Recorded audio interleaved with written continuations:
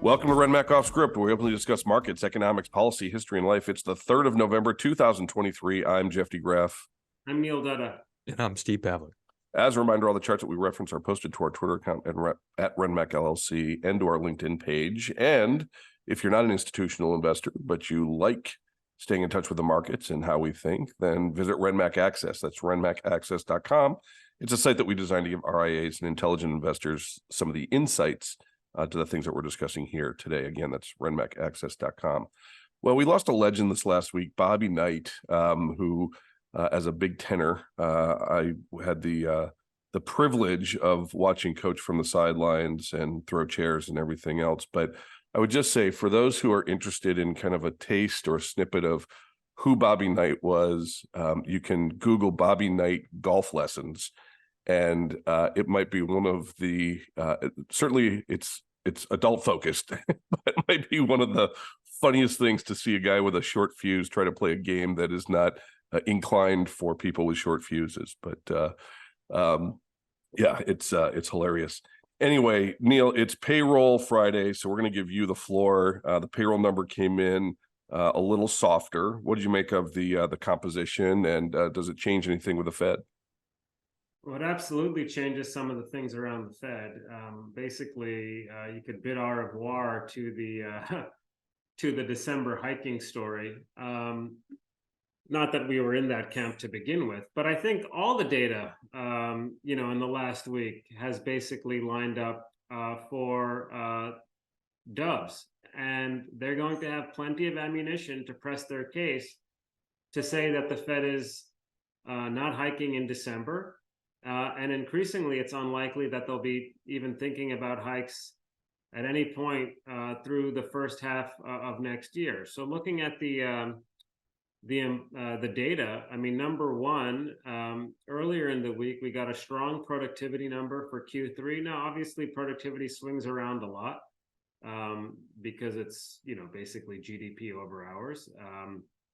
But we had strong productivity that kept unit labor costs under control, and the weak growth in unit labor costs over the last year implies that there's less rationale for firms to raise prices.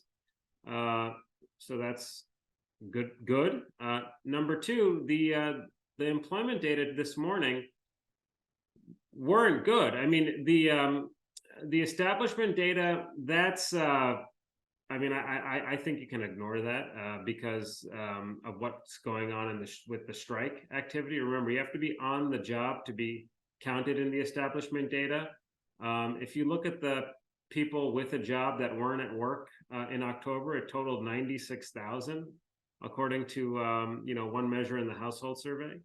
And so, in other words, we got 150 on non-farm payrolls for October, but it's probable that gets, we've kind of returned to something over 200,000 in November. But the trend is still clearly slowing. That's what the revisions tell you. But I think more concerning is the unemployment rate, the household survey. We saw a big decline in prime age employment. The prime age employment rate fell to its lowest since February, and the unemployment rate ticked up to 3.9%, which is about half a point higher than its low for the cycle. So it's not quite triggering the so-called SOM rule, but we're getting close. And that's one thing to keep an eye on, is just sort of the nonlinear risks around unemployment. The idea is that once unemployment starts to go up, it tends to keep on going up. It doesn't just stop at half a point. We'll see. I mean, maybe you don't want to extrapolate one data point. So just clearly, I think you touched on it, but explain what the SOM rule is. The SOM rule is basically an empirical observation that shows that whenever the unemployment rate is the 3-month average on the unemployment rate is half a percentage point above its previous 12-month low, the economy is in recession. Now, this was a very unusual situation in the economy. Obviously, the pandemic, the closing, the reopening, fiscal stimulus. I mean, lots of unique things happened over the last number of years. So, it's important to keep that in the back of your mind whenever you're kind of applying these historical rules on the economy. But I think the important story is for the doves, to the extent that they've been trying to rebalance the labor market, today's jobs number basically suggests that the labor market has come back into balance. That's what it tells me. Doesn't tell me recession, tells me the labor market's rebalanced. I don't think we're going into recession or anything like that, but I definitely believe that the doves have everything they need to basically call off hikes for the foreseeable future. If the Fed is thinking about hikes again, the bar has been raised. Powell basically did that at his press conference this week. So there's lots of ammunition for the doves. Productivity, employment, Powell, 1, 2, 3. And I think the markets are going to take it in stride, which is what we're seeing. You're seeing a bull steepening of the curve. And like anything, the markets have a habit of shooting first and asking questions later. We saw that after SVB, right? So right now the markets are pricing in 400 basis points worth of rate cuts as I'm speaking. That seems to me to be a little bit over the top. But 400 basis points? Sorry, four rate cuts. Okay. Four rate cuts, 100 basis points worth of rate cuts. All right. Somebody's paying attention. Okay. Damn. But, again, the risk, Jeff, I think, is if 10-year yields are down 15 bips as they are right now, what does that do to housing? What does that do to auto loan rates? What does that do to other activity, right? Like, there's this long and variable lag story, but what if the lags are short and predictable? So you click all this activity back on. I'm curious to see how home building stocks do today. I'm curious to see what purchase applications look like over the next couple of weeks, because it seems to me that, the weak data is loosening financial market conditions. And that runs, obviously the risk of reflating things later. Without sounding like a conspiracy theorist, Powell did not have access to the number at the FOMC meeting, correct? I know they have a little bit of a preview, but it's only like 48 hours. I think Biden gets it like Wednesday. The Fed gets parts of it Wednesday morning, but only parts of it. They use it for their tabulation of the industrial production estimates. I think that's the most you could say, but again, we weren't thinking the Fed was going to go in December anyway, as you know. Right. Well, you said, I mean, maybe it wasn't on the podcast, but you thought it was a 6 month window, essentially. Yeah. I think at this point, if the Fed's hiking again, and I tend to believe that only because I'm more optimistic on the economy going forward, but it's probably something that wouldn't happen until, maybe the third quarter. But you also need to see a pretty substantial, Powell did raise the bar on the data, like I said, everything right now is skewing towards the doves. And I think you have to ride that. Is the market probably overdoing it? Yes, but the markets have a habit of doing that, and I think at least through the end of the year, you have to kind of ride that pony. Yeah, look, you have a seasonal tailwind here. We've talked about it. We had divergences in 20-day lows. So as we were going lower, basically the last 150 points, the number of names that were driving it lower were actually contracting. That's a bullish setup. People were getting more pessimistic. It wasn't a slam dunk, but certainly at the margin, people were more bearish. Our yield impact model was the thing that was pushing against equities. So, there's an asymmetry to that, right? As you come down 50 basis points, if people are expecting yields to go up and you come down 50 basis points, the good things that can happen far outweigh the bad things that 50 basis points to the upside would do, at least for the equity markets. And your point on housing is a good one, because it's amazing. Look, I follow the market. I follow charts. I've been doing this a long, long time. Had you told me, and this is exactly why we do what we do, had you told me what the Fed was doing, had you told me, the inversion of the yield curve where rates were, I'd have said, housing is at a 52-week low.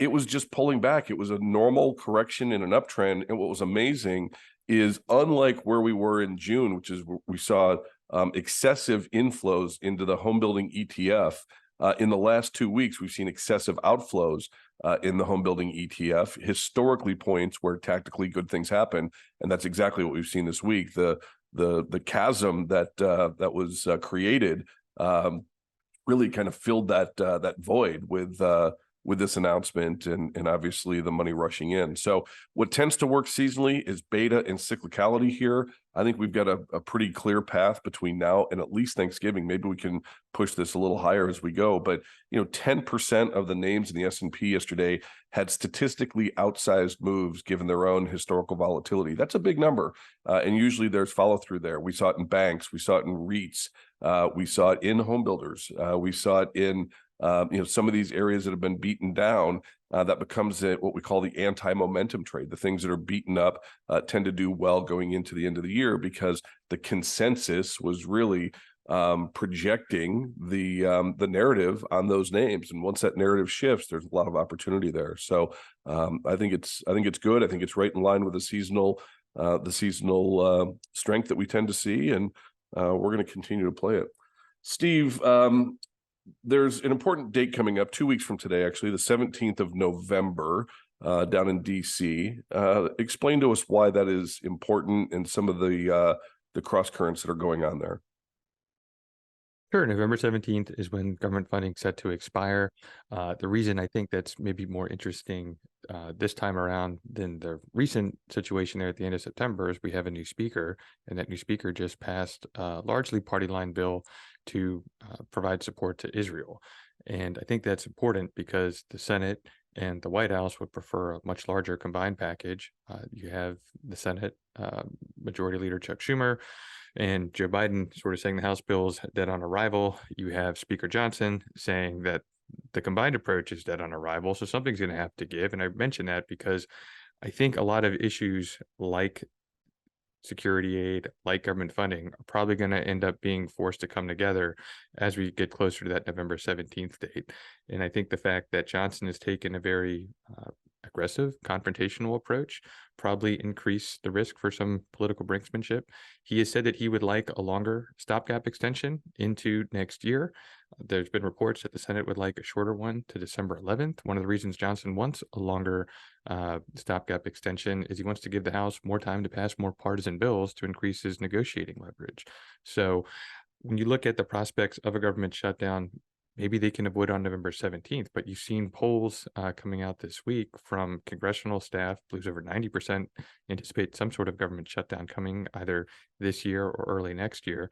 And I think it was over 85% of lobbyists share that view. And I don't know that that's necessarily what we're seeing here reflected. So I think people should be aware of that. Again, keep in mind, government shutdowns are very different than debt limit defaults. They're known, they're not as meaningful, but some potential here for some disruption. The other thing I'll just quickly mention too on November 17th is that is when this APEC meeting in San Francisco is supposed to conclude. And that could potentially be that day. We don't have an actual date yet, but Biden and Xi are supposed to actually meet on the sidelines of that. And Biden's not going to look good if the government's about to shut down. And so I don't know whether that sort of weighs into the negotiating calculus, but that's an important meeting because the two aren't going to be able to meet next year because of elections. You have January 13th election in Taiwan. I think that's going to be the main topic of the meeting. Xi wants sort of the Biden U.S. to commit to not meddling so that they can go ahead and try to influence the outcome. And if the ruling DPP party stays in power, my guess is Beijing's going to try to crease up military activity and sort of that potential for cross-strait conflict. And you get into the access of those very important semiconductors that are coming from Taiwan. The U.S. is not going to be in a position to be self-reliant as early as next year. So there's some really important implications there. So I think that the tone and tenor of that meeting is really going to set the direction for how the staffs proceed with things like export control moving forward.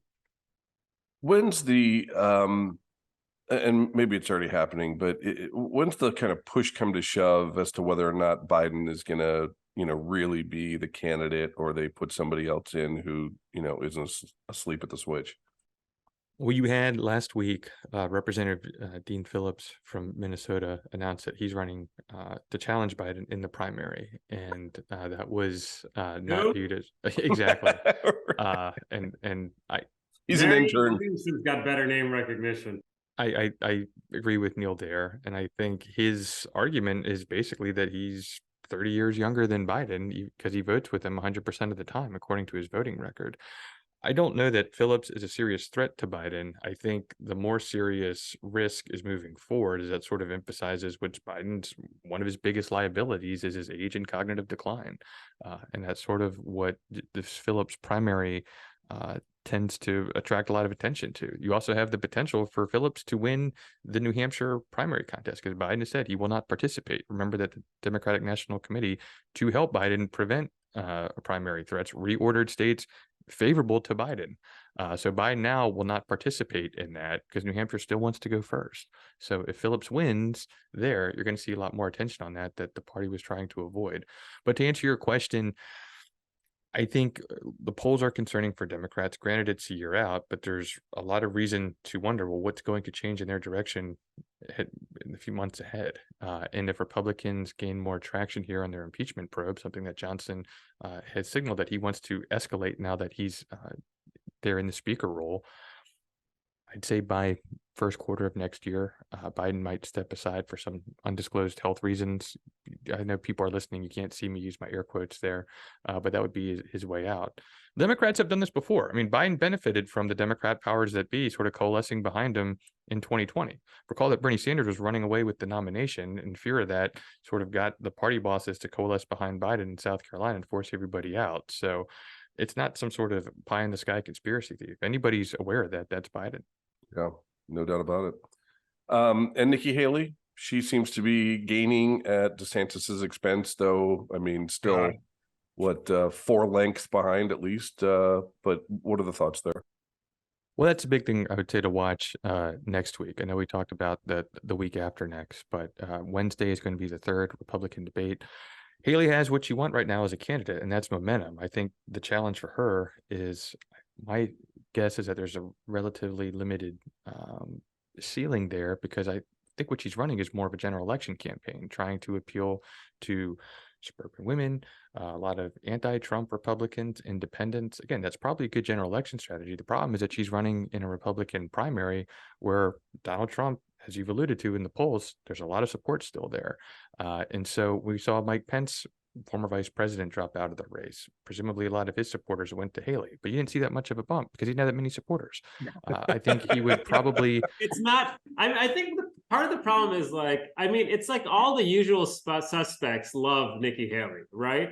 I mean, right. It's people who have lost power within the party. I like Nikki Haley too. I mean, I think that she would round out a good Republican ticket. But this idea, I mean, look, I'm not a political consultant, but you know, none of them are particularly smart in my view anyway, so anybody can opine on these things.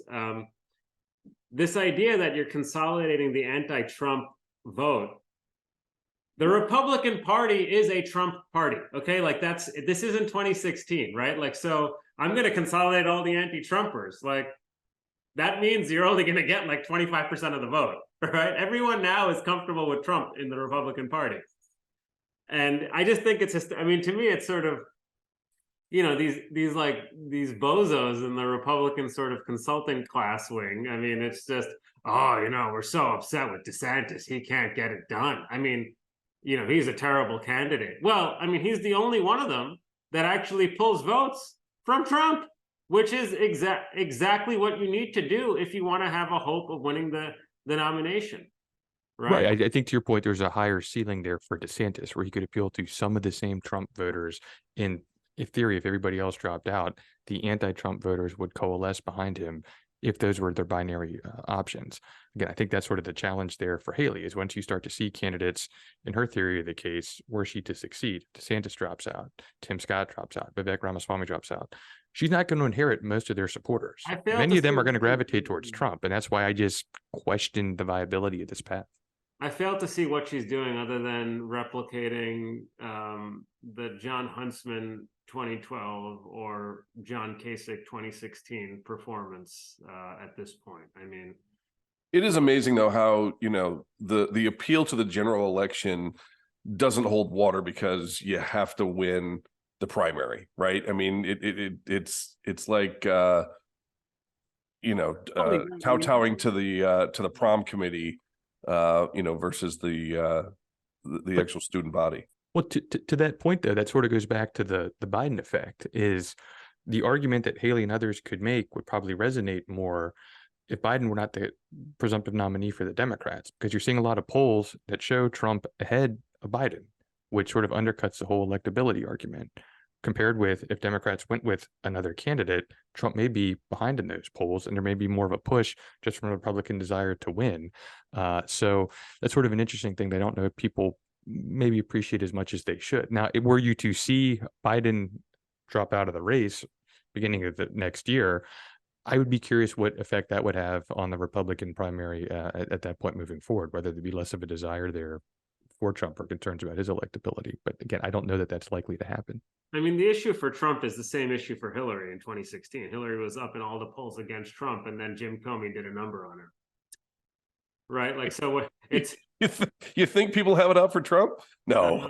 And so, I mean, but you know, just generally speaking, I mean, this is something that DeSantis talked about this week, which is, look, I mean, if you have a person that's under federal indictment, that doesn't help your electoral chances with the popular public, right? And, you know, Trump, for all his legal issues, isn't there yet. No, I think about expanding the field. I think the only thing I would push back maybe this time that may be different than 16 that could potentially work in Trump's favor is just a very low turnout election. And that's sort of where you see reflected in the polls, just, you know, sort of general disgust at the idea of a Biden-Trump rematch. So who is more energized to come out and support their candidates? Is it going to be Republicans and Trump's sort of loyal base? Is it going to be sort of this anti-Trump vote that Biden was able to ride in 2020? I think that's sort of the unknown here. But I wouldn't be surprised if they indeed are two nominees if we see a very low turnout election, and that just increases the variability there. Steve, you're living in the past. You just fill out your 4 ballots and you send it in. I mean, you're an absentee. It's easy. All right, Neil, what do you see next week? What's on the docket? What's on the docket? Well, it's actually pretty quiet next week. We will be getting data on initial jobless claims, which I've been watching because you have been seeing continuing claims start to creep up. Now, you know, a lot of that is just a function of, you know, sort of fluky seasonal factors. But again, something to keep an eye on. And we get the first cut at the UMich consumer sentiment. I wouldn't be surprised to see consumer sentiment pop for November. Obviously, we've seen gasoline prices decline quite notably, and you know, we've had solid gains in equity markets over the last in the last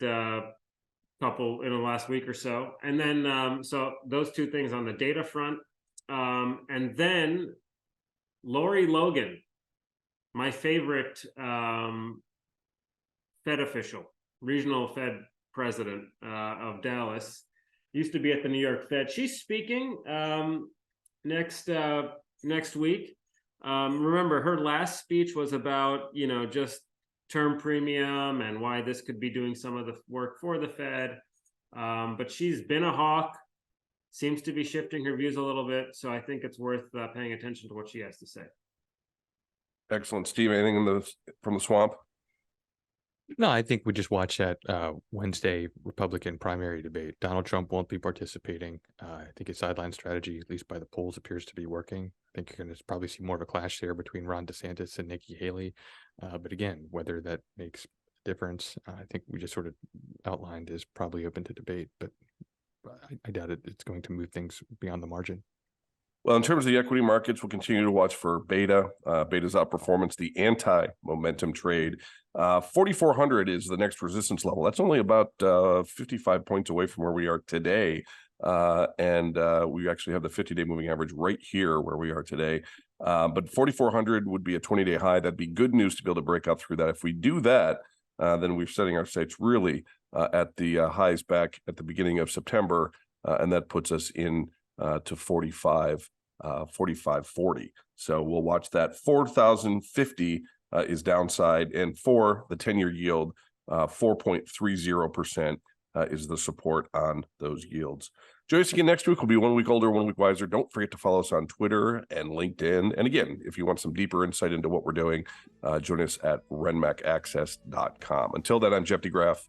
I'm Neil Dutta. And I'm Steve Pavlik. We'll see you.